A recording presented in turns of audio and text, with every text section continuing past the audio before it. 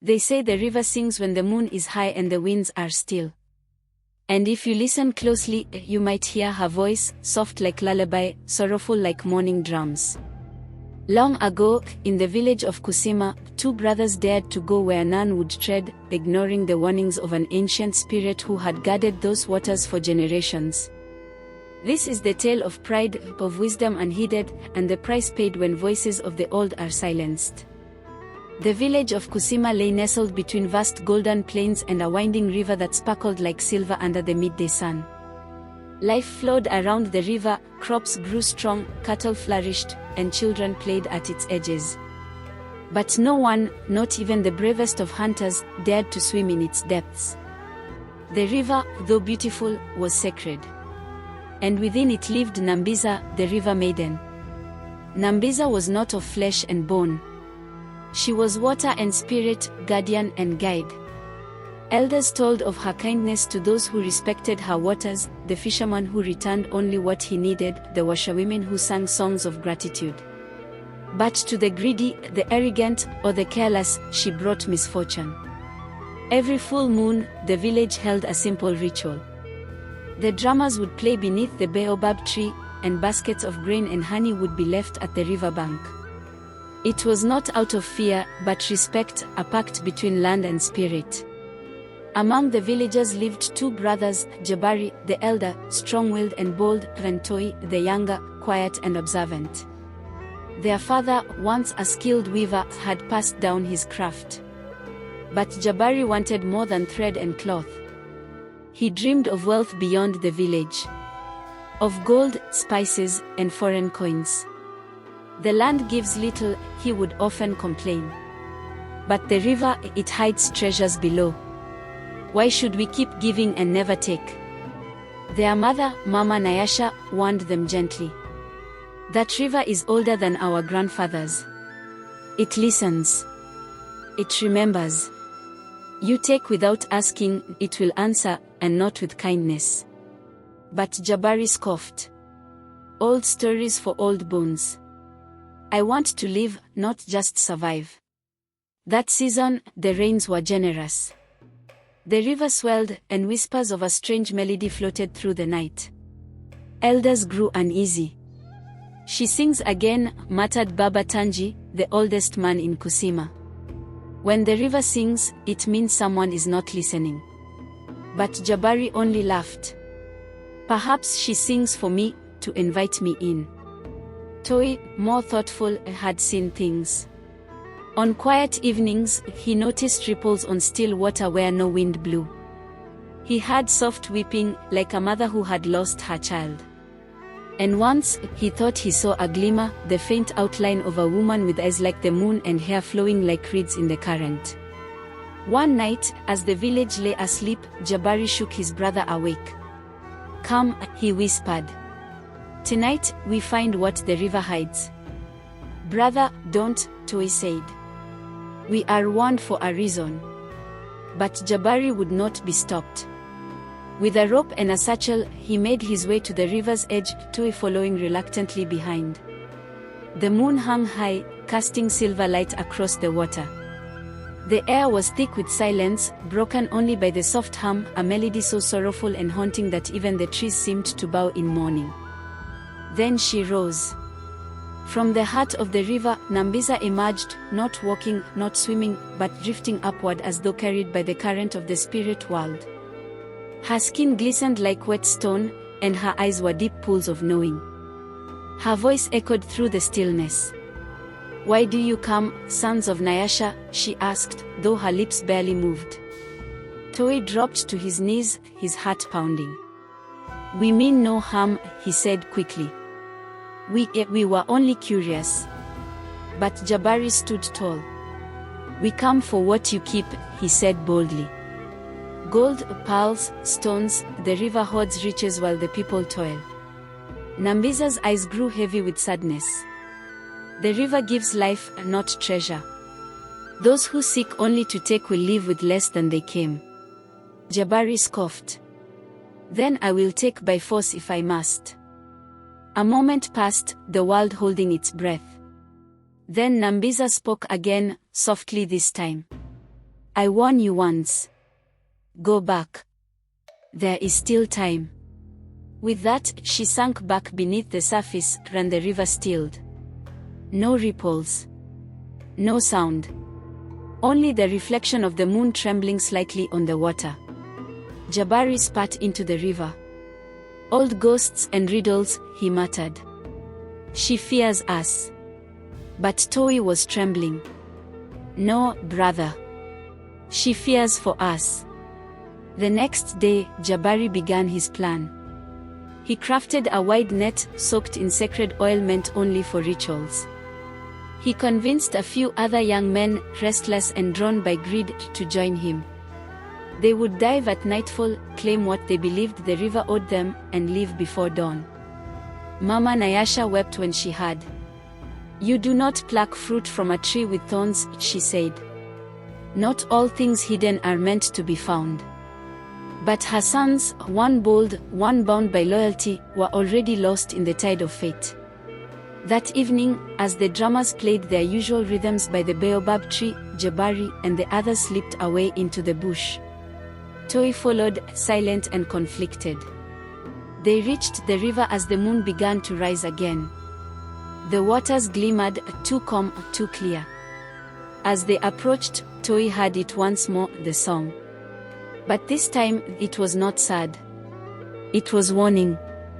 It pulsed with urgency, a melody of pleading, turn back, turn back. Jabari ignored it. With a final tug, he cast his net into the heart of the river. The others followed. Laughter broke out as they imagined the riches they'd return with. Then the water began to churn. At first, it was subtle, small waves lapping at the shore. Then stronger, as though the river had awakened. A current unlike any they'd known pulled at their feet. The air grew thick, as if the river itself was breathing. And from its depths, a glow. Pale and green, rising upward like fireflies underwater. Nambiza rose again. But this time, she was not alone. All around her, shapes formed, not human, not creature. Spirits of water and time. Their presence weighed heavy, like 1,000 voices whispering in unison. Jabari stepped back, for the first time unsure. You were warned, Nambiza said, not with anger, but sorrow. Yet you chose pride. Toi stepped forward. Please, take me if you must. Spare the others. But Nambiza only looked at him with eyes that saw beyond lifetimes. You still listen. So you will remember. The wind howled. The river swelled. And in one swift motion, the waters surged forward. The river rose like a beast awakened, its surface boiling with fury. The nets, ropes, and baskets that Jabari and the others had carried were snatched away as easily as leaves in the wind. In the chaos, Toi reached for his brother, but the water slammed into them with a force unlike anything nature alone could summon. And then, silence. When Toi opened his eyes, he was alone. The river was still again, calm as a mirror. The moon had vanished behind thick clouds, and the trees leaned in, listening. Jabari, he cried out, stumbling along the muddy edge. Brother. But the night gave no answer. At dawn, Toi staggered back to Kusima, soaked and shivering. His clothes clung to him like second skin, and his eyes held the weight of a soul that had seen too much. The villagers gathered quickly, their faces tight with questions and dread. Mama Nyasha ran to him, tears already welling. Where is your brother? Toi fell to his knees. Gone, he whispered. The river took him. There was no funeral, for there was no body to bury. But the elders understood. They sat in a silent circle under the baobab tree, heads bowed, the drummers still for the first time in years. Baba Tanji, the eldest among them, stood after a long while. The river warned. The mermaid spoke. We did not listen. But the village did not blame Toi. From that day, he became known as Mlinzi wa Mto, the watcher of the river. He spent his mornings by the water, offering prayers, laying gentle flowers upon the surface, and whispering the names of the lost. He never entered the river again, not even to fish. And the river, in turn, became quiet. The song ceased. Years passed. The fields remained fertile, the rains came as they should, and the people slowly healed. But the story of Jabari, the one who defied the river, became a tale told around fires, passed to wide-eyed children who swore never to swim alone, never to ignore the old songs. Yet time, as always, forgets. A new generation came, one raised on stories but not experience. They saw the river as just water, not spirit. Among them was a girl named Asha, a bright flame of a child, curious and strong-willed like Jabari had once been. Toi, now grown and quiet, watched her with concern. He saw the way she stared at the water, the way she asked questions with a sharpness that echoed a past he had buried. "Why do we fear the river?" she once asked him, hands on her hips. "It hasn't hurt anyone in years." "Because we remember," Toi said gently. "But I haven't seen anything," Asha insisted. "Maybe it was just a story." Toi said nothing. He had learned that truth cannot be forced, it must be found.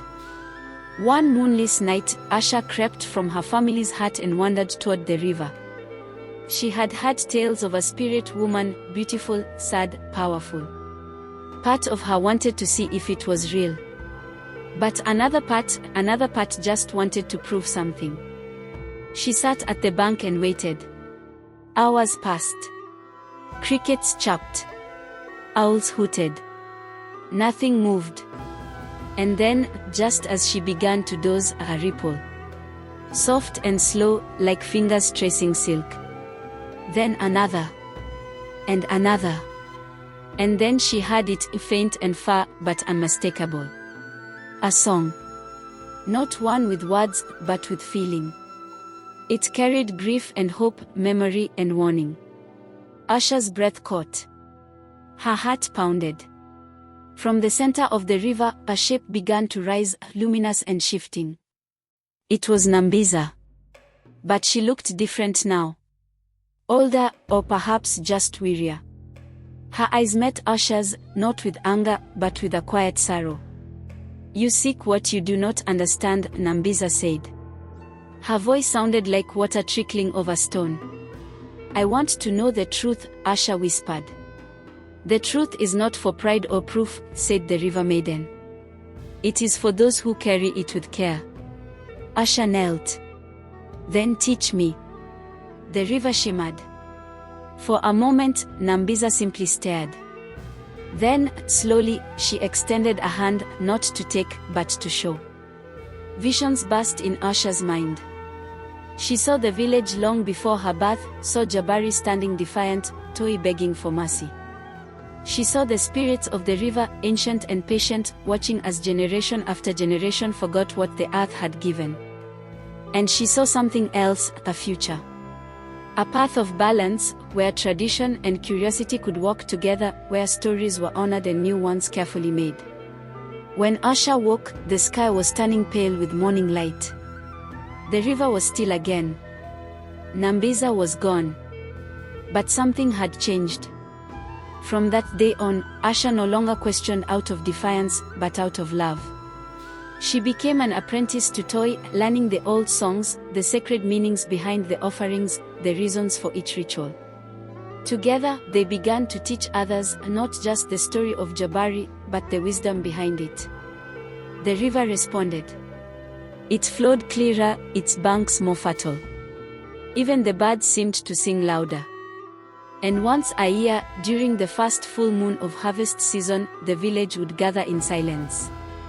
Toi, now old and slow, would stand at the edge of the water with Asha by his side. And she would speak.